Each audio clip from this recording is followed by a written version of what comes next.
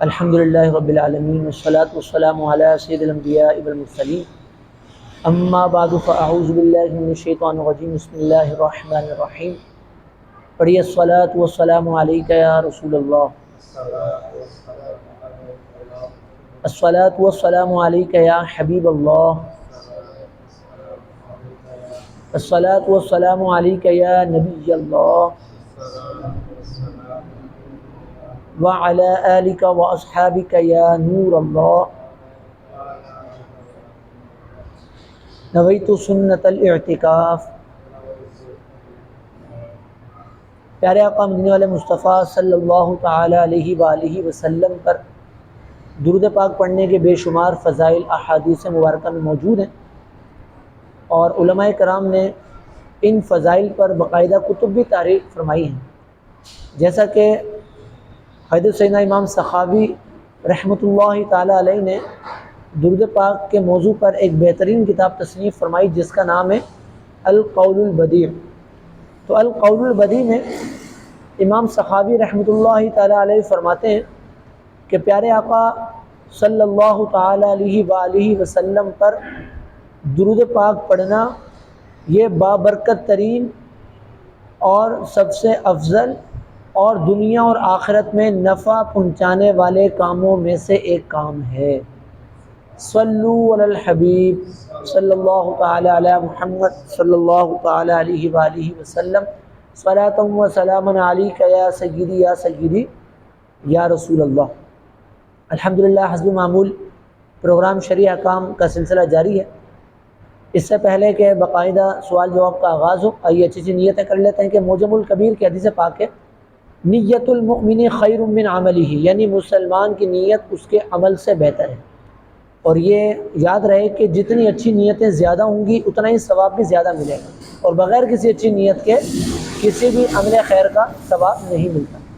تو میں یہ نیت کرتا ہوں کہ اللہ عز و جل کی رضا حاصل کرنے کے لیے اول تاخر اس سلسلے میں شریک رہوں گا، یہاں پر جو سوالات کیے گئے ان کے جوابات دینے کی کوشش کروں گا، جو کچھ بیان کیا گیا خود بھی اس پر عمل کرنے کی کوشش کروں گا۔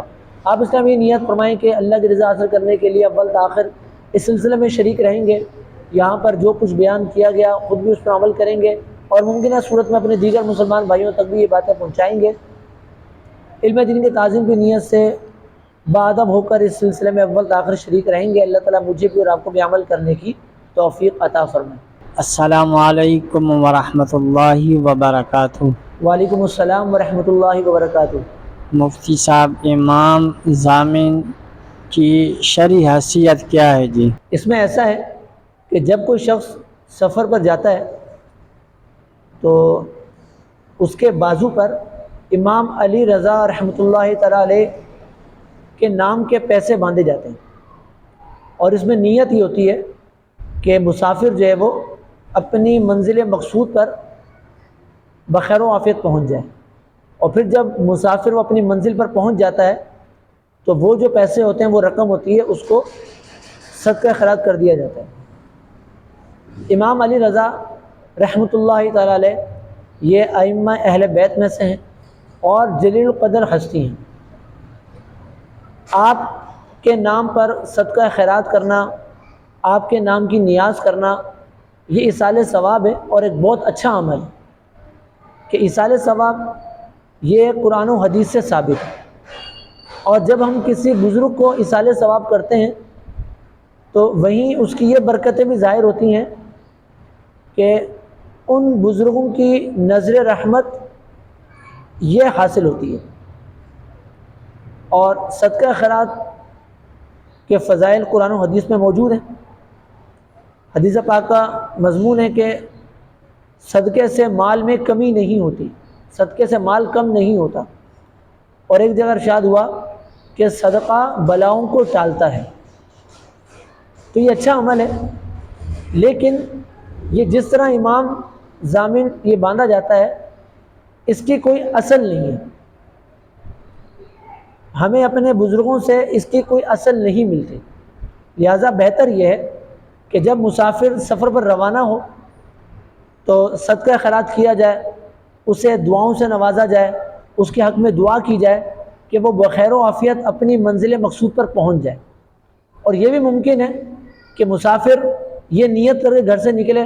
کہ میں خیر و عافیت کے ساتھ اپنے منزل مقصود پر پہنچ گیا تو میں وہاں پہنچ کر صدقہ خیرات کروں گا، کچھ نیاز کروں گا، اس کے شکرانے میں کچھ نیاز وغیرہ کا اہتمام کروں گا کہ میں اپنی منزل پر خیر و عافیت سے پہنچ گیا، یہ بھی کیا جا سکتا ہے۔ ملفوظہ آتا اعلیٰ حضرت میں سیدی اعلیٰ علیہ رحمہ سے سوال ہوا کہ امام ضامن کی کیا اصل ہے، تو آپ نے اس کے جواب میں فرمایا کہ کوئی اصل نہیں۔ اور سنی بہشتی زیور جو کہ ایک معتبر کتاب ہے، اس میں بھی اس کے متعلق لکھا ہوا ہے کہ امام ضامن جیسا کہ رائج ہے، اس کی کوئی حقیقت نہیں ہے، تو لہذا ایصال ثواب کا اہتمام کیا جائے، مسافر کو دعاؤں سے نوازا جائے، بہتر ہے کہ اس طریقے کو اختیار کیا جائے۔ امام علی رضا رحمۃ اللہ تعالیٰ علیہ یہ 12 اماموں میں سے ایک امام ہیں، بہت جلیل القدر ہستی ہیں۔ آئیے کچھ ان کا ذکر خیر بھی کر لیتے ہیں کہ حضرت سیدنا سفیان بن عیینہ رحمۃ اللہ تعالیٰ علیہ فرماتے ہیں عند ذکر الصالحین تنزل الرحمہ، کہ نیک لوگوں کے ذکر کے وقت رحمتوں کا نزول ہوتا ہے۔ تو نیت کر لیتے ہیں کہ ہم ایک نیک بندے کا ذکر کریں گے تو جو رحمتیں نازل ہوں گی اس سے ہم حصہ پانے میں کامیاب ہوں گے انشاءاللہ عز و جل۔ حضرت سیدنا امام علی رضا رحمۃ اللہ تعالیٰ علیہ یہ امام موسیٰ کاظم رحمۃ اللہ تعالیٰ علیہ کے لخت جگر ہیں۔ آپ کا پورا نام سیدنا امام علی رضا بن امام موسیٰ کاظم رحمۃ اللہ تعالیٰ علیہ ہے۔ آپ کی کنیت ابو الحسن ہے۔ آپ کے القابات میں سے مشہور لقب امام علی رضا ہے۔ آپ کی ولادت مبارکہ 11 ربیع الاول 153 سنہ ہجری میں مدینہ المنورہ میں ہوئی۔ تو یوں آپ حقیقی مدینی منع ہیں، یعنی آپ کی ولادت مدینہ منورہ میں ہوئی۔ آپ 12 اماموں میں سے 8ویں امام ہیں، اور جو ہمارا شجرہ شریف ہے کہ ہم سیدی مرشدی امیر علیہ سنت کے واسطے سے حضور غوث اعظم علیہ رحمہ کے مرید ہیں، تو جو ہمارا شجرہ ہے شجرہ قادریہ رضویہ طاریہ، تو اس میں بھی آپ کا ذکر خیر ملتا ہے۔ وہ جو شعر ہے صدق صادق کا تصدق صادق الاسلام کر، صدق صادق کا تصدق صادق الاسلام کر، بے غضب راضی ہو کاظم اور رضا کے واسطے۔ یعنی اس شعر کا مفہوم یہ ہے کہ اللہ تعالیٰ سے دعا کی جا رہی ہے کہ مالک مولا صدق صادق کا تصدق، یہاں صادق سے مراد امام جعفر صادق رحمۃ اللہ تعالیٰ علیہ ہیں، کہ امام جعفر صادق رحمۃ اللہ تعالیٰ علیہ کا واسطہ، ان کا صدقہ صادق الاسلام کر ہمیں سچا پکا مسلمان بنا، بے غضب راضی ہو کاظم اور رضا کے واسطے۔ اگلے مصرعے میں 2 بزرگ ہستیوں کا واسطہ دیا گیا کہ امام موسیٰ کاظم اور امام علی رضا رحمۃ اللہ تعالیٰ علیہما، ان کے صدقے وسیلے سے ہم سے بغیر کسی غضب کے راضی ہو جا، یعنی ہماری پکڑ نہ فرما، ہم سے راضی ہو جا۔ تو ان کے صدقے سے دعا مانگی گئی ہے۔ تو یہ ہمارے سلسلے کے بزرگ بھی ہیں، اور آپ کے اوصاف میں یہ آتا ہے کہ آپ نیکی کی دعوت کی دھومیں مچاتے تھے، اور آپ کے ہاتھوں پر کئی غیر مسلموں نے اسلام قبول کیا، اور ہمارے سلسلے کے ہی ایک عظیم بزرگ حضرت سیدنا معروف کرخی رحمۃ اللہ تعالیٰ علیہ، انہوں نے امام علی رضا کے ہاتھوں پر اسلام قبول کیا، معروف کرخی رحمۃ اللہ تعالیٰ علیہ نے۔ اور امام علی رضا رحمۃ اللہ تعالیٰ علیہ ہر مہینے میں پابندی کے ساتھ 3 روزے رکھا کرتے تھے، اور مزید یہ بھی آتا ہے کہ آپ انتہائی عاجزی فرمایا کرتے تھے، خادموں کے ساتھ ایک ہی دسترخوان میں بیٹھ کر کھانا تناول فرما لیا کرتے تھے، اتنی عاجزی آپ فرمایا کرتے تھے۔ آپ کا وصال 203 سنہ ہجری میں ہوا، آپ کا مبارک وصال 203 سنہ ہجری میں ہوا۔ آپ کو انگوروں میں زہر ملا کر دیا گیا، جس سے آپ کی شہادت ہوئی۔ تو یہ ہم نے کچھ ذکر خیر کیا۔ اللہ تعالیٰ آپ کا جو مزار ہے، مبارک مزار، یہ ایران میں واقع ہے، تو اللہ تعالیٰ ان کے مزار پر کروڑوں رحمتوں کا نزول فرمائے، اور ان کے صدقے وسیلے سے ہماری بے حساب مغفرت فرمائے۔ حضرت سیدنا مولا علی کرم اللہ تعالیٰ وجہ الکریم کی شہادت 21 رمضان المبارک کو ہوئی، اور امام علی رضا رحمۃ اللہ تعالیٰ علیہ کی شہادت بھی 21 رمضان کو ہوئی. آپ 21 رمضان مبارک 203 سنہ ہجری میں 50 سال کی عمر میں آپ کی شہادت ہوئی کہ آپ کو انگوروں میں زہر ملا کر دیا گیا. اللہ تعالیٰ آپ کے درجات بلند فرمائے اور آپ کے صدقے وسیلے سے ہماری بے حساب مغفرت فرمائے. السلام علیکم ورحمۃ اللہ وبرکاتہ. وعلیکم السلام ورحمۃ اللہ وبرکاتہ. مفتی صاحب میرا یہ سوال ہے، لعنت کرنا کیسا ہے؟ لعنت کرنا بہت سخت چیز ہے، لہذا کسی کو بھی ملعون نہ کہا جائے، کسی پر بھی لعنت نہ کی جائے. اب وہ کوئی سی بھی چیز ہو، ہوا ہو، اپنی سواری کا جانور ہو، یا پھر کسی شخص کو معین کر کے، یعنی کسی شخص کا نام لے کر اس پر لعنت کرنا. اب خواہ وہ انسان مسلمان ہو یا کافر ہو، کسی کا نام لے کر اس پر لعنت کرنا یہ جائز نہیں ہے. البتہ وہ کافر کہ جن کا کفر پر مرنا قرآن و حدیث سے ثابت ہے، یقینی طور پر ہمیں یہ معلوم ہے کہ ان کا خاتمہ کفر پر ہوا، جیسے ابو جہل، ابو لہب، فرعون، اس کا وزیر حامان، کہ ان کے بارے میں قرآن و حدیث سے یہ بات ثابت ہے کہ ان کا کفر پر خاتمہ ہوا، تو ان کا نام لے کر لعنت کرنا یہ جائز ہے. اس کے علاوہ کسی کا نام لے کر اس پر لعنت کرنا، خواہ وہ مسلمان ہو یا کافر ہو، یہ جائز نہیں ہے. البتہ نام لیے بغیر کافروں پر، فاسقوں پر، گمراہ لوگوں پر لعنت کرنا یہ جائز ہے. جیسے یوں لعنت کی جائے کہ ظالموں پر اللہ کی لعنت، کافروں پر اللہ کی لعنت، جھوٹوں پر اللہ کی لعنت، فاسقوں پر اللہ کی لعنت، جو بد مذہب بد عقیدہ ہیں ان پر اللہ کی لعنت. تو اس طرح نام لیے بغیر اگر ان پر لعنت کی جائے تو یہ جائز ہے، لیکن اس کی عادت نہ بنائی جائے. لعنت کی مذمت پر میں چند احادیث مبارکہ آپ کے سامنے پیش کرتا ہوں. ترمذی شریف کی حدیث پاک ہے، اسے حضرت سیدنا ابن مسعود رضی اللہ تعالیٰ عنہ نے روایت کیا کہ پیارے آقا صلی اللہ تعالیٰ علیہ وآلہ وسلم نے ارشاد فرمایا: لیس المؤمن بالطعان ولا اللعان، یعنی مومن یہ تانا دینے والا نہیں ہوتا اور مومن لعنت کرنے والا نہیں ہوتا. ابو داؤد کی حدیث پاک ہے جسے حضرت سیدنا ابو دردہ رضی اللہ تعالیٰ عنہ نے روایت کیا کہ پیارے آقا صلی اللہ تعالیٰ علیہ وسلم نے ارشاد فرمایا کہ جب کوئی شخص لعنت کرتا ہے تو اس کی وہ لعنت آسمانوں کی طرف جاتی ہے، تو آسمانوں کے دروازے کو بند پاتی ہے. پھر وہ لعنت زمین پر آتی ہے تو زمین کے دروازے بند پاتی ہے. پھر وہ لعنت دائیں اور بائیں جاتی ہے، جب کسی جگہ راہ نہیں پاتی تو وہ لعنت اس کی طرف جاتی ہے جس پر لعنت کی گئی ہے. اب اگر وہ شخص لعنت کا مستحق ہوتا ہے، لعنت کا اہل ہوتا ہے، تو وہ لعنت اس پر پڑ جاتی ہے. اور اگر وہ شخص لعنت کا مستحق نہیں ہوتا، لعنت کا اہل نہیں ہوتا، تو یہ لعنت لوٹتی ہے، جس نے لعنت کی ہوتی ہے اسی پر جا پڑتی ہے. صحیح مسلم کی حدیث پاک ہے، اسے حضرت سیدنا جابر بن عبداللہ رضی اللہ تعالیٰ عنہ نے روایت کیا کہ ایک مرتبہ ایک شخص نے اپنے سواری کے جانور پر لعنت کی، تو پیارے آقا صلی اللہ تعالی علیہ وسلم نے اس سے فرمایا کہ سواری سے اتر جاؤ اور ہمارے درمیان ملعونہ چیز کے ساتھ نہ رہو. اس طرح کا مضمون ہے کہ آپ نے ان کو اس سے منع کیا، اور مزید فرمایا کہ تم اپنے آپ پر، اپنی اولاد پر، اپنے اموال پر بد دعا نہ کرو. کہیں ایسا نہ ہو کہ یہ وہ گھڑی ہو کہ جس گھڑی میں دعا قبول ہوتی ہے، تو تم بد دعا کرو، اور وہ گھڑی وہ ہو کہ جس میں اللہ تعالیٰ دعا قبول فرماتے ہو، تمہاری وہ بد دعا قبول ہو جائے. اس سے منع کیا. مشکاۃ شریف میں ترمذی کے حوالے سے حضرت سیدنا ابن عباس رضی اللہ تعالیٰ عنہما نے اس حدیث پاک کو روایت کیا ہے کہ پیارے آقا صلی اللہ تعالی علیہ وآلہ وسلم نے ارشاد فرمایا کہ تم ہوا پر لعنت نہ کرو، کہ تم ہوا پر لعنت نہ کرو،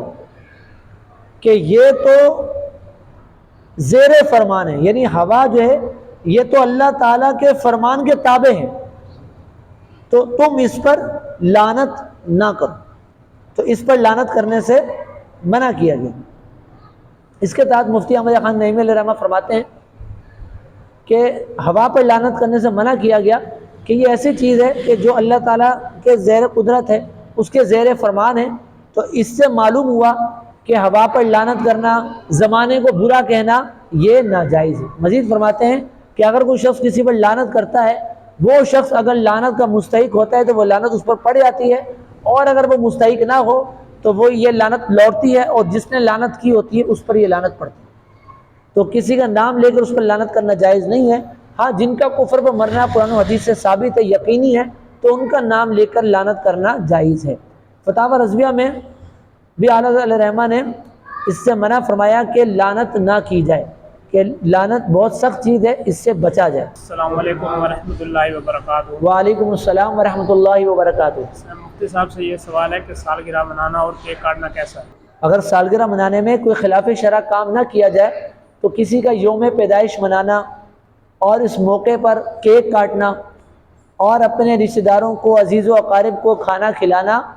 یہ جائز ہے۔ اس میں شرعی اعتبار سے کوئی حرج والی بات نہیں ہے، بلکہ اگر کوئی اچھی اچھی نیتوں کے ساتھ اس بات کا اہتمام کرتا ہے تو وہ ثواب کا بھی مستحق ہوگا،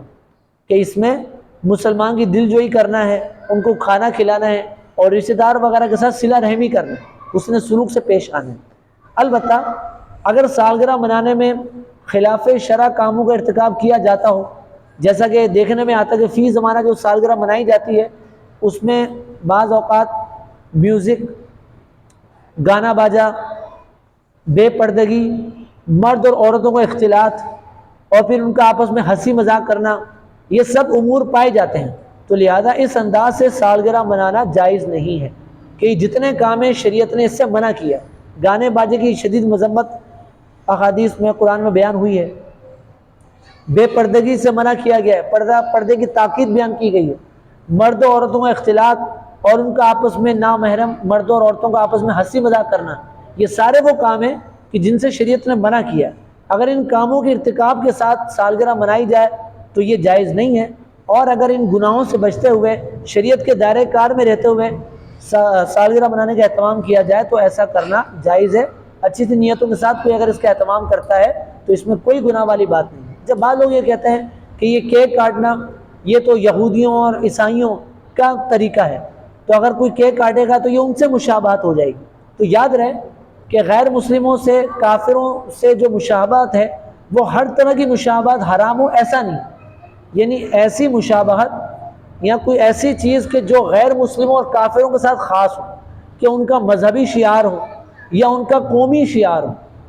تو اس سے تو بچنا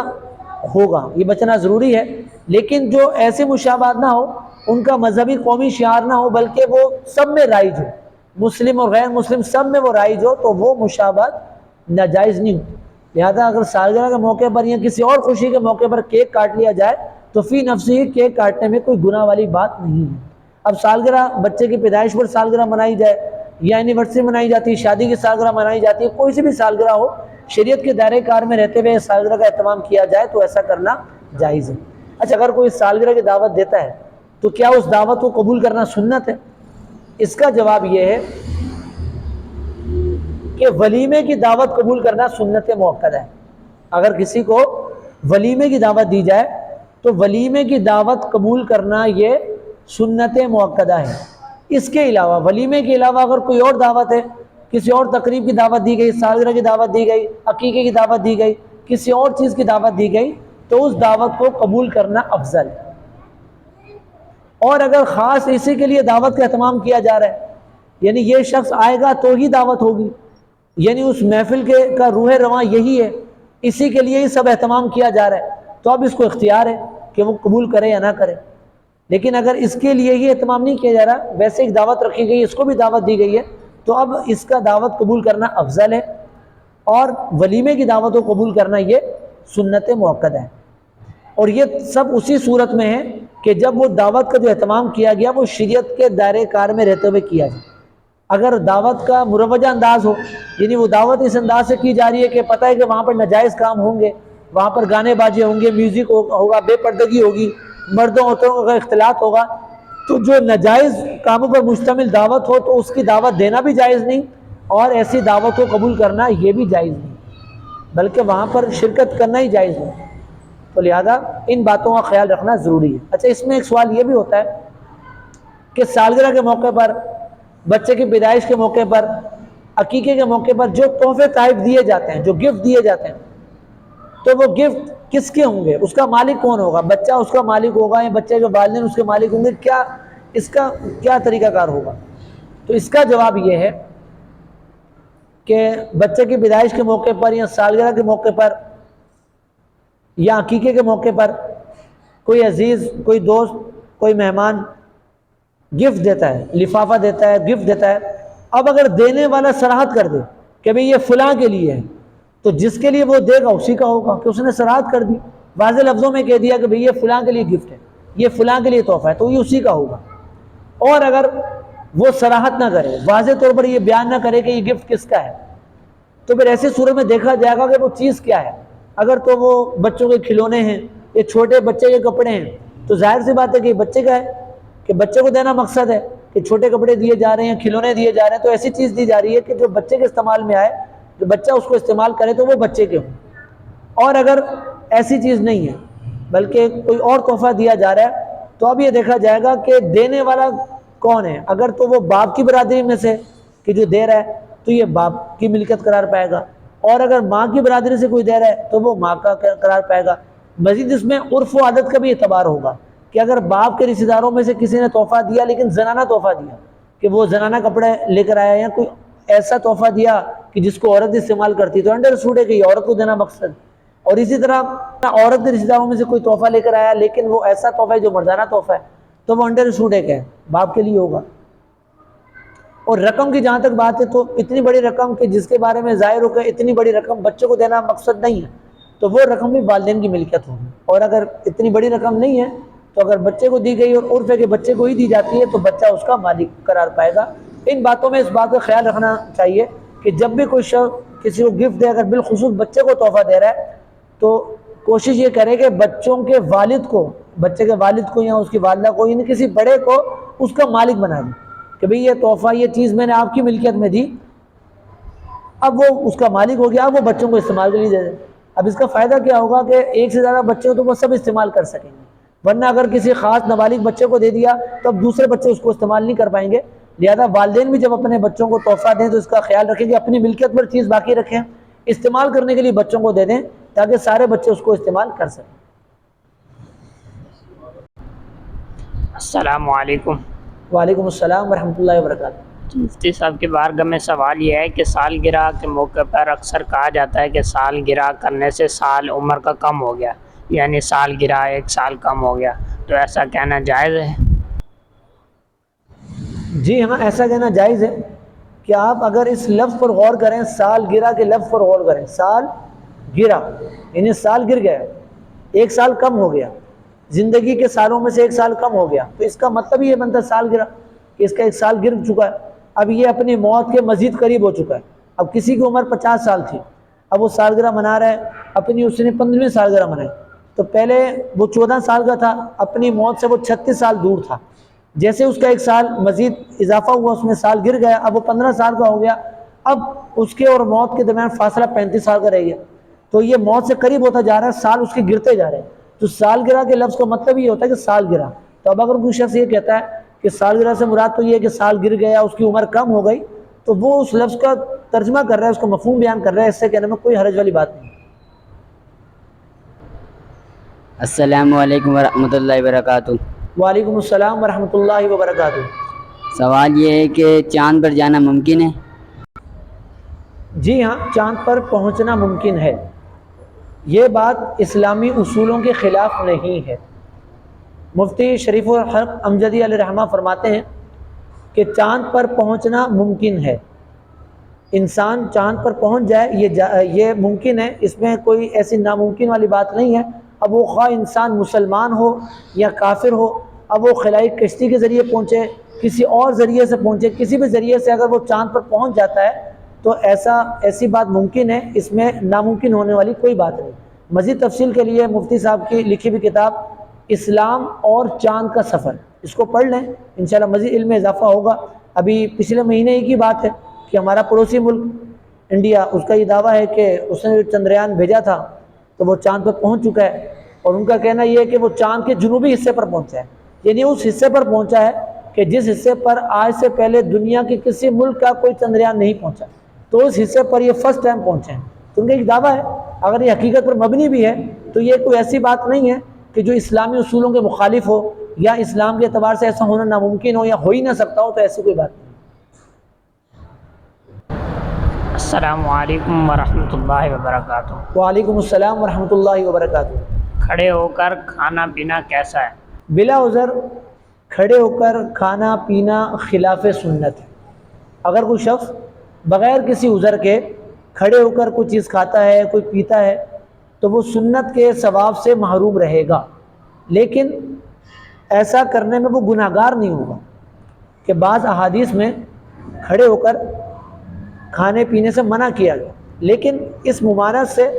حرام مراد نہیں ہے، کہ ایسا نہیں کہ اگر کوئی شخص کھڑے ہو کر کچھ کھا لیتا ہے، کھڑے ہو کر کچھ پی لیتا ہے تو وہ گناہ گار ہوگا یا اس نے کسی حرام کام کا ارتکاب کیا ہے، ایسا نہیں ہے۔ بلکہ اس حدیث پاک کے تحت شارحین حدیث نے فرمایا کہ یہاں پر ممانعت سے مراد کراہت تنزیہی ہے، یعنی شریعت کو یہ بات پسند نہیں ہے۔ تو اگر کوئی بغیر کسی عذر کے کھڑے ہو کر کھاتا ہے یا کھڑے ہو کر پیتا ہے تو اس کا ایسا کرنا خلاف سنت ہے، اور وہ سنت کے ثواب سے محروم رہے گا، لیکن گناہ گار نہیں ہوگا۔ بعض احادیث سے کھڑے ہو کر کھانا پینا اس کا ثبوت بھی ملتا ہے کہ پیارے آقا صلی اللہ علیہ وسلم نے کھڑے ہو کر کچھ تناول فرمایا یا کھڑے ہو کر پانی نوش فرمایا، تو ایسی احادیث بھی موجود ہیں۔ تو اس کے علماء کرام یہ جواب دیتے ہیں کہ یہاں پر جو آپ نے کھڑے ہو کر آپ نے کھایا اور پیا تو یہ بیان جواز کے لیے تھا، یعنی اس بات کو ثابت کرنے کے لیے تھا کہ یہ عمل جائز ہے، اس میں گناہ نہیں ہے۔ اور دوسرا جواب یہ دیا گیا کہ یہ آپ کا ایسا کرنا عذر کی بنا پر تھا، لہذا اگر عذر نہ ہو تو سنت یہ ہے کہ بندہ بیٹھ کر پیے اور بیٹھ کر کھانا کھائے۔ البتہ دو پانی ایسے ہیں کہ جن کو کھڑے ہو کر پینا سنت ہے۔ نمبر ایک، وضو کا بچا ہوا پانی، کہ بندے نے لوٹے یا کسی اور برتن وغیرہ سے وضو کیا، تو اب وہ جو پانی اس برتن میں بچ گیا ہے، وہ جو پانی اس برتن میں بچ گیا ہے، تو اس پانی کو کھڑے ہو کر پینا یہ سنت ہے۔ اور مزید اس میں یہ بھی ہے کہ وضو کے بچے ہوئے پانی کو کھڑے ہو کر پینے میں 70 بیماریوں سے شفا ہے۔ ایک حدیث پاک میں ہے کہ صحابہ کرام اس سے روایت کرتے ہیں کہ پیارے آقا صلی اللہ تعالی علیہ وآلہ وسلم نے یہ ارشاد فرمایا کہ جو شخص وضو کے بچے ہوئے پانی کو کھڑے ہو کر پیے تو اس میں 70 بیماریوں سے شفا ہے۔ سیدی و مرشدی اعلیٰ حضرت علیہ رحمہ فتاوی رضویہ میں فرماتے ہیں کہ وضو کیا، اب برتن میں پانی بچ گیا، تو اب مومن کے اس بچے ہوئے پانی میں جو وضو کے بعد بچا پانی، اس پانی کو کھڑے ہو کر پینا یہ حدیث سے ثابت ہے، یہ پیارے آقا صلی اللہ علیہ وسلم کے فعل سے ثابت ہے کہ آپ نے وضو کے بچے ہوئے پانی کو کھڑے ہو کر آپ نے اس کو نوش فرمایا۔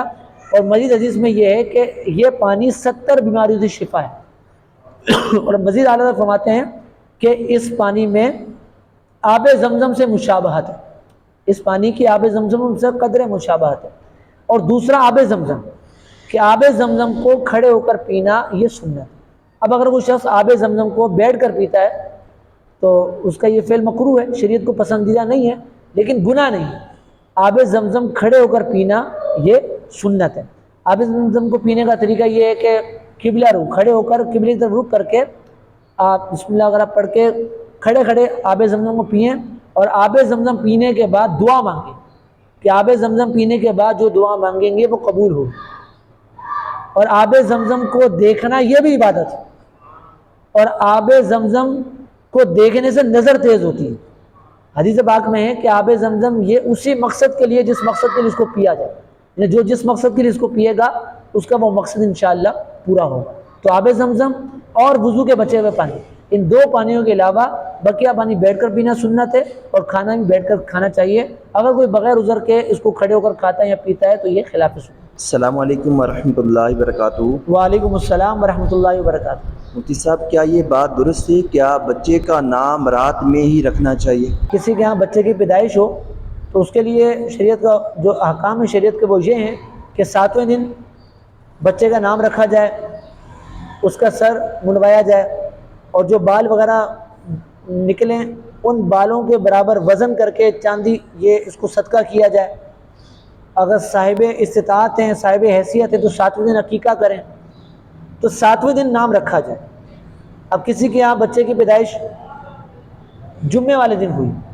تو اب 7واں دن بنے گا جمعرات، یعنی جمعرات 7واں دن ہے، آنے والی جمعرات 7واں دن ہے، تو جمعرات کو نام رکھا جائے۔ اب جمعرات کب شروع ہوتی ہے؟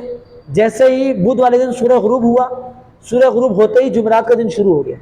اب یہ رات ہے، یہ جمعرات کی رات ہے، اگلا دن جمعرات کا ہے، تو جیسے ہی اگلے دن سورہ غروب ہوگا جمعرات ختم ہو جائے گی، جمعہ شروع ہو جائے گا۔ تو دن اور رات جو 24 گھنٹے ہیں ان میں کسی بھی وقت نام رکھا جا سکتا ہے۔ اب اگر کوئی شخص یہ کہتا ہے کہ بچے کا نام رات ہی میں رکھنا چاہیے، تو اب اگر کوئی اس طرح کا مسئلہ بیان کرتا ہے تو اس کی دلیل دینا بھی اسی کی ذمہ ہے کہ وہ دلیل پیش کرے کہ کہاں یہ لکھا ہے کہ رات میں ہی نام رکھنا چاہیے، دن کی روشنی میں نام نہیں رکھ سکتے، ایسا نہیں ہے۔ 7ویں دن نام رکھا جائے، اب وہ دن میں رکھیں رات میں رکھیں، کوشش کریں کہ بچے کا نام 7ویں دن رکھیں۔ واٹس ایپ کے ذریعے ایک سوال یہ وصول ہوا کہ بعض لوگ جب حج کے لیے یا عمرے کے لیے جاتے ہیں تو اپنے ساتھ کفن لے کر جاتے ہیں، نیت یہ ہوتی ہے کہ اس کفن کو آب زمزم وغیرہ سے دھو لیں گے۔ اب یہ برکت والا کفن ہوگا، اس کو جو ہے وہ پھر وصیت بھی کر دیتے ہیں کہ ہمیں اس کفن میں دفنانا، کہ یہ وہاں کی فضاؤں سے آیا ہے، اس کو آب زمزم سے دھویا گیا۔ تو ان کا سوال یہ تھا کہ بعض لوگوں کو یہ سنا ہے کہ اگر کوئی شخص اس طرح جب حج یا عمرے پہ جاتا ہے اور اپنے کفن کو لے کر جاتا ہے، وہاں سے آب زمزم دھو کر لاتا ہے، اب جب وہ ایسا کرے گا تو اب وہ کفن اس کا انتظار کرے کہ اب یہ کب اس کا انتقال ہوتا ہے، کب میں نے اس کو مجھے پہنایا جائے گا۔ اب اس کی موت قریب آ جائے گی، یعنی کفن اب انتظار میں آ جائے گا اور اس کی موت قریب آ جائے گی۔ تو کیا یہ بات درست ہے؟ تو یہ بات درست نہیں ہے کہ اس طرح کفن کو اگر ساتھ لے کر جائیں تو اب وہ کفن انتظار میں آ جائے گا اور اب بندے کی موت قریب آ جائے گی، ایسا نہیں ہے۔ اب اگر کوئی شخص کفن لے کر جاتا ہے یا کوئی شخص سے کفن لے کر نہیں جاتا، جو اس کا مقررہ وقت ہے اسی وقت میں اس نے اس دنیا سے جانا ہے، کہ ارشاد باری تعالیٰ ہے حتیٰ اذا جاء اجلہم، کہ جب ان کی مدت آ جائے گی، جب ان کی مدت آ جائے گی تو لا یستأخرون ساعۃ ولا یستقدمون، تو اب وہ اس مدت سے ایک لمحہ، ایک گھڑی نہ تو پیچھے ہوں گے نہ ہی آگے ہوں گے۔ ہر جان نے اپنے وقت پر، جو اس کا وقت مقرر ہے اسی وقت پر اس نے اس دنیا سے جانا، بھلے وہ کفن ساتھ لے کر جائے یا نہ لے کر جائے۔ تو اس طرح کے توہمات سے بچنا چاہیے۔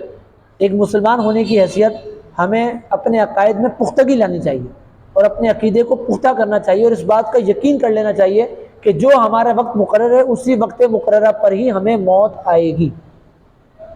غنیۃ الطالبین میں حضور غوث اعظم علیہ رحمہ بہت پیاری بات ارشاد فرماتے ہیں، آپ فرماتے ہیں کہ بہت سے کفن دھل کر تیار ہو چکے ہوتے ہیں، کہ کفن دھل کر مارکیٹ میں آ چکے ہیں، تیار ہیں، کبھی یہ کس کو پہنائے جائیں گے، لیکن کفن پہننے والے وہ دنیا کے رنگینیوں میں مست ہوتے ہیں، ان کو پتہ ہی نہیں ہوتا ہماری موت کا وقت قریب آ چکا ہے، ابھی ہمارے قریب موت ہو جائے گی، وہ کفن ہمیں پہنا دیا جائے گا ایک چوٹ لگانے کے لیے۔ اور ویسے بھی اس طرح کی روایات موجود ہیں کہ قبر پکارتی ہے، جیسا کہ امیر سنت کا کلام بھی ہے، قبر روزانہ یہ کرتی ہے پکار، مجھ میں ہیں کیڑے مکوڑے بے شمار، میرے اندر تو اکیلا آئے گا، ہاں مگر اعمال لیتا آئے گا۔ تو موت تو انتظار میں ہے، اب یہ سمجھ لینا کہ ہم کفن لے کر جائیں گے تو موت قریب آ جائے گی تو کفن انتظار کرے گا، تو یہ بات درست نہیں ہے۔ باقی رہی بات کفن اس طرح دھلوا کر رکھ لینا، تو فی نفسی ایسا کرنا جائز ہے۔ اگر وہ شخص اپنا کفن زندگی میں ہی تیار کر کے رکھ لیتا ہے تو اس میں کوئی گناہ والی بات نہیں ہے۔ اسی طرح وہ آب زمزم سے اس کو دھو لیتا ہے یا وہاں جاتا ہے تو وہاں کی مقدس فضاؤں میں اس کو گھما کر لے آتا ہے اور یہ وصیت کر دیتا ہے کہ مجھے اسی کفن میں دفنانا، تو یہ وصیت کرنا بھی جائز ہے، اور اس طرح اپنا کفن تیار کر کے رکھنا یہ بھی جائز ہے۔ نہ صرف جائز بلکہ حدیث سے بھی ثابت ہے کہ ایک صحابی رسول نے، اب وہ صحابی رسول کون تھے؟ یا تو وہ حضرت سیدنا عبد الرحمن بن عوف رضی اللہ تعالیٰ عنہ تھے، یا پھر حضرت سیدنا سعد بن ابی وقاص رضی اللہ تعالیٰ عنہ تھے۔ ان دونوں میں سے، یہ دونوں ہی عشرہ مبشرہ کے صحابی ہیں، ان دونوں میں سے کوئی ایک تھے کہ جنہوں نے پیارے آقا صلی اللہ تعالیٰ علیہ وسلم کی چادر کو آپ سے مانگا، تبرک کے لیے چادر کو مانگا، اور پھر یہ اظہار کیا کہ میں نے چادر اس لیے مانگی ہے کہ مجھے اس چادر میں دفنایا جائے، اور پھر ان کی اس وصیت کو پورا کیا گیا پیارے آقا صلی اللہ علیہ وسلم کی چادر ہی ان کا کفن بنی. تو جب پیارے آقا صلی اللہ علیہ وسلم سے انہوں نے چادر مانگی اور یہ اپنے خواہش کا اظہار کیا تو پیارے آقا صلی اللہ علیہ وسلم نے اس پر اعتراض نہیں کیا, آپ خاموش رہے. اور جب کوئی بات پیارے آقا صلی اللہ علیہ وسلم کے سامنے ہو اور آپ اس پر خاموشی اختیار فرمائیں, اس کو منع نہ کریں, تو یہ حدیث کی قسم کہلاتی ہے حدیث تقریری. تو یہ بات حدیث سے ثابت ہے کہ ایک صحابی رسول نے چادر کو اس طرح تبرک کے لیے لیا اور اس کو کفن کے لیے آپ نے لیا اور بعد میں وہ آپ کو کفن بنی, لیکن پیارے آقا صلی اللہ علیہ وسلم نے اس سے منع نہیں فرمایا. تو اس طرح زندگی میں اپنا کفن تیار رکھ لینا یا اس کفن کو آب زمزم سے دھلوا لینا یا مکہ مدینے کی فضاؤں سے اس کو گھما کر لے آنا, یہ کرنا فی نفسی ہی جائز ہے. لیکن اس میں یہ خیال رکھا جائے کہ بعض لوگ اس طرح کفن تیار کر کے رکھ دیتے ہیں, اب وہ ایک عرصہ گزر جاتا ہے, اب اگر ان کا انتقال ہو تو وہ کفن کی چادریں جو ہے وہ میلی ہو چکی ہوتی ہیں, ان میں پلاہٹ آ چکی ہوتی ہے. تو اگر ایسا ہو چکا ہے تو پھر خیال رکھا جائے کہ اس کو دھو لیا جائے, اس کو دھو لیا جائے تاکہ وہ دوبارہ چمک جائیں. کہ میت کو صاف ستھرے کفن میں دفنانا, اس کو صاف ستھرا کفن دینا, یہ شریعت کو مطلوب ہے. تو اب اگر وہ چادریں پڑی پڑی ان کا رنگ پیلا ہو گیا تو اس کو دھو کر اس کو صاف ستھرا کر لیا جائے تاکہ شریعت کو جو مطلوب ہے اس پر عمل کیا جا سکے. ہاں زندگی میں اپنے لیے قبر تیار کر لینا, قبر کھدوا کے رکھ لینا, کہ بعض لوگ زندگی میں ہی اپنی قبریں تیار کروا لیتے ہیں کہ مجھے اس جگہ دفنانا, قبر خرید لیتے ہیں, قبر تیار کر لیتے ہیں. تو زندگی میں اپنے لیے قبر کھدوا کر رکھ لینا, قبر تیار کر لینا, یہ بیجا ہے کہ معلوم نہیں کہ اس کا انتقال کہاں ہوگا, تو لہذا قبر اس طرح تیار نہ کی جائے, لیکن زندگی میں کفن تیار کر کے رکھنے میں کوئی حرج نہیں. اچھا, ایک سوال واٹس ایپ کے ذریعے یہ ہوا کہ بعض لوگ یہ کہتے ہیں کہ رات کے وقت درخت نہیں کاٹنا چاہیے, کہ رات کو درخت سو جاتے ہیں, تو کیا یہ بات درست ہے؟ تو یہ بھی غلط فہمی ہے. ایسی کوئی بات نہیں ہے کہ رات کو درخت نہیں کاٹنا چاہیے, درخت سوئے ہوئے ہوتے ہیں. کوئی شخص رات کو درخت کاٹے, دن میں کاٹے, اگر وہ اپنے درخت کو کاٹ رہا ہے, یعنی کوئی ایسے خلاف شرع بات نہیں پائی جا رہی, یا کوئی غیر قانونی کام نہیں کر رہا کہ ایسے جگہ کے درخت کاٹ رہا ہے کہ جہاں پر قانون نے منع کیا ہوا ہے کہ جو ایک سرکاری زمین میں درخت ہوتے ہیں جن کا منع ہوتا نہیں کاٹ سکتے, اب وہ درخت اگر وہ کاٹتا ہے جو غیر قانونی کام ہے, اب بھلے وہ دن میں کاٹے یا رات میں کاٹے تو اس کی تو شرعی اجازت نہیں ہے, لیکن اپنی ملکیت میں اس کے جو درخت موجود ہے اگر وہ اس درخت کو کاٹتا ہے اور وہ اس درخت کو رات میں کاٹے یا دن میں کاٹے, دونوں صورتوں میں ایسا کرنا جائز ہے. یہ جو کہا گیا ہے کہ رات میں درخت سو جاتا ہے, رات میں درخت نہیں کاٹنا چاہیے, تو اس کی کوئی اصل نہیں ہے. لیکن بلا وجہ درخت نہیں کاٹنے چاہیے, کہ درختوں سے جو ہے وہ ایک معاشرے میں جو ہے بہت بہتری آتی ہے, اور درخت جو ہے یہ ایک ہمارا قیمتی سرمایہ ہے, تو اس کو نہ کاٹا جائے. بلکہ دعوت اسلامی نے ایک تحریک شروع کی ہے, امیل سنت بھی نعرہ لگاتے ہیں کہ پودا لگانا ہے اور درخت بنانا ہے, اور اس پر باقاعدہ اگست میں جو ہے یوم شجرکاری بھی منائی جاتی ہے. ابھی پچھلے مہینے یوم شجرکاری منائی گئی, اس کی بڑی تاریخ چلی. تو ہمیں درخت بنانے ہیں, پودے لگا کر درخت بنانا ہے, نہ کہ ان درختوں کو کاٹنا ہے. کہ اللہ کا نظام ہے کہ ہم جو ہے وہ کاربن ڈائی آکسائڈ یہ خارج کرتے ہیں جو کہ زہریلی گیس ہے, اور آکسیجن ہمیں چاہیے جو ہمارے لیے مفید ہے. تو ہم جو ہے وہ کاربن ڈائی آکسائڈ نکالتے ہیں اور آکسیجن لیتے ہیں. جہاں تک درختوں کا نظام ہے تو وہ اس کا الٹ ہے کہ وہ آکسیجن نکالتے ہیں, کاربن ڈائی آکسائڈ کو لیتے ہیں. تو وہ آکسیجن نکالتے ہیں جو کہ ہمارے لیے ضرورت ہے, ہمیں چاہیے, یہ ہمارے لیے فائدہ مند ہے. ہم کاربن ڈائی آکسائڈ نکالتے ہیں, یہ ان کی ضرورت ہے. تو یہ ایک نظام بنا ہوا ہے. لیکن رات کے وقت یہ جو درخت ہیں یہ کاربن ڈائی آکسائڈ کا اخراج کرتے ہیں. تو اسی لیے کہا گیا کہ رات میں درخت کے نیچے نہ سویا جائے, کہ رات کو درخت کے نیچے سونے میں نقصان ہو سکتا ہے. یہ کاربن ڈائی آکسائڈ خارج کرتے ہیں کہ جو ہمارے لیے نقصان دہ, کہ ہم تو زہریلی گیس کو نکالتے ہیں, تو اس لیے رات میں درخت کے نیچے نہ سویا جائے. لیکن وہ جو بات کی گئی کہ درخت کو رات میں نہیں کاٹنا چاہیے, تو اس کی کوئی اصل نہیں. ایک سوال یہ ہوا کہ ایک شخص اپنے کھیت میں نماز پڑھ رہا تھا, جیسے دیہاتوں میں کھیت وغیرہ ہوتے ہیں, تو اس نے جب نماز کا وقت ہوا تو اس نے جانماز بچھایا, کپڑا بچھایا اور نماز پڑھنا شروع کی, کہ دوران نماز اس کے سامنے سے کتا گزر گیا. تو کیا اس کی نماز ٹوٹ گئی یا نماز باقی ہے؟ تو اس کا جواب یہ ہے کہ نمازی کے آگے سے اگر کوئی چیز گزر جاتی ہے, نمازی کے آگے سے اگر کوئی چیز گزر جاتی ہے, بھلے وہ کتا گزرے, کوئی شخص گزرے, کوئی بچہ گزرے, کوئی سی بھی چیز گزر جائے, تو کسی چیز کے گزرنے سے نماز نہیں ٹوٹتی. یہ لوگوں میں غلط فہمی پائی جاتی ہے کہ اگر کوئی نمازی کے آگے تو گزر جائے تو بعض لوگ نماز توڑ بھی دیتے ہیں کہ نماز ہی ٹوٹ گئی. تو اس صورت میں نماز توڑنا بھی جائز نہیں ہے. ہاں اگر کوئی شخص جان بوجھ کر نمازی کے آگے سے گزرا, اس کو پتہ ہے کہ بندہ نماز پڑھ رہا ہے, پھر بھی گزر گیا, جبکہ گزرنا اس کے لیے جائز نہیں تھا, تو اب وہ گناہ گار ہوگا. لیکن وہ گناہ گار تو ہوگا, لیکن اس کے گزرنے سے نمازی کی نماز پر اثر نہیں پڑے گا. یہ خیال رکھنا ضروری ہے۔ اچھا مزید دو آخر میں سوال کر لیتے ہیں، پھر انشاءاللہ سلسلہ ختم کرتے ہیں۔ ایک سوال یہ کیا گیا کہ کیا یہ بات درست ہے کہ کدو کھانے کے بعد دودھ نہیں پینا چاہیے کہ اس سے ہیضہ ہو جاتا ہے؟ کیا یہ بات درست ہے؟ دیکھیں یہ اب کسی مستند ڈاکٹر سے معلوم کر لیا جائے کہ واقعی یہ بات درست ہے یا نہیں ہے کہ کدو کے بعد دودھ نہیں پینا چاہیے، کیونکہ یہ چیزیں جو ہوتی ہیں یہ ایک طبی اعتبار سے اس کو بیان کیا جاتا ہے، تو یہ مستند ڈاکٹر ہو یا کوئی حکیم ہو وہی اس کی بات درست انداز سے بتا سکے گا کہ کیا واقعی ایسا ہے کہ کدو کے بعد جو ہے وہ دودھ نہ پیا جائے کہ اس سے ہیضہ ہو جاتا ہے۔ ہاں بعض چیزیں تو اس طرح منع کی گئی ہیں، جیسے تربوز کے اندر 90 سے 95% جو ہے پانی ہوتا ہے، تو اس لیے کہا جاتا ہے کہ تربوز کھانے کے بعد پانی نہ پیا جائے۔ اسی طرح امرود کھانے کے فوراً بعد پانی نہ پیا جائے کہ اس سے ہیضہ ہونے کا خدشہ ہوتا ہے، تو یہ تو اس سے تو منع کیا جاتا ہے۔ اسی طرح مچھلی کھانے کے بعد دودھ پینے سے منع کیا گیا، تو اطباء کہتے ہیں کہ اگر کوئی مچھلی کھانے کے بعد دودھ پی لے تو اس سے جو ہے وہ کوڑ کا مرض ہونے کا اندیشہ ہے۔ کوڑ کا مرض جس میں جسم پر سفید داغ پڑ جاتے ہیں، جو کوڑ کا مرض کہلاتا ہے، تو اس کے ہونے کا اندیشہ ہے، تو لہذا اس سے بچنا چاہیے۔ لیکن کدو کے بعد دودھ پینے سے بھی آیا ہیضہ ہوتا ہے یا کوئی اور مسئلہ ہوتا ہے تو یہ کسی مستند ڈاکٹر سے رجوع کر لیا جائے، بغیر کسی تحقیق کے ایسی کوئی بات بیان نہ کی جائے۔ ایک سوال واٹس ایپ کے ذریعے یہ وصول ہوا کہ کیا جس کا انتقال محرم میں ہو یا سفر میں ہو تو کیا محرم اور سفر میں فوت ہونے والا شہید ہے؟ اس کا جواب یہ ہے کہ شہید حقیقی تو وہ ہوتا ہے کہ جو راہ خدا میں لڑتے ہوئے اپنی جان کا نذرانہ پیش کر دے، اللہ کی راہ میں لڑتے ہوئے جس کا انتقال ہو جائے تو وہ حقیقتاً شہید ہے۔ اس کے علاوہ بعض افراد وہ ہیں کہ جن کو احادیث میں شہید قرار دیا گیا، کہ جن کو حکماً شہید کہا جاتا ہے۔ یہ اس کی تفصیل پڑھنا چاہیں تو بخاری شریف میں بھی حکماً شہید کون ہے وہاں پر تفصیل موجود ہے۔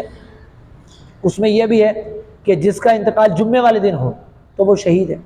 یعنی جمعے والے دن انتقال ہو۔ اب جمعہ یہ جمعرات کو جب سورج غروب ہوتا ہے تو سورج غروب ہوتے ہی جمعے کے دن شروع ہو جاتا ہے۔ اب جمعے کی رات شب جمعہ کہلاتے ہیں، اگلا جمعے کا دن، تو جمعرات کو سورج غروب ہونے سے لے کر اگلے دن یعنی جمعے کو سورج غروب ہونے تک یہ جو ڈبل 12 گھنٹے کا وقت ہے یہ جمعہ ہے، تو جس کا انتقال جمعے کو ہو وہ شہید ہے۔ اسی طرح رمضان میں انتقال کرنے والے کے لیے فضیلت ہے کہ جس کا انتقال رمضان میں ہو تو وہ سوالات قبر سے محفوظ رہتا ہے، تو یہ رمضان کی فضیلت آئی ہے، جمعے کی فضیلت آئی ہے۔ لیکن اس کے علاوہ کسی اور مہینے کے حوالے سے کوئی فضیلت آئی ہو کہ محرم میں جس کا انتقال ہو جائے تو وہ شہید ہوگا، سفر میں جس کا انتقال ہو جائے تو وہ شہید ہوگا، تو ایسی کوئی بات کسی معتبر اور مستند کتاب سے علم میں آئی نہیں ہے۔ اب اگر کسی نے یہ بات بیان کی ہے تو اس کا حوالہ پیش کرنا بھی اسی کے ذمہ ہے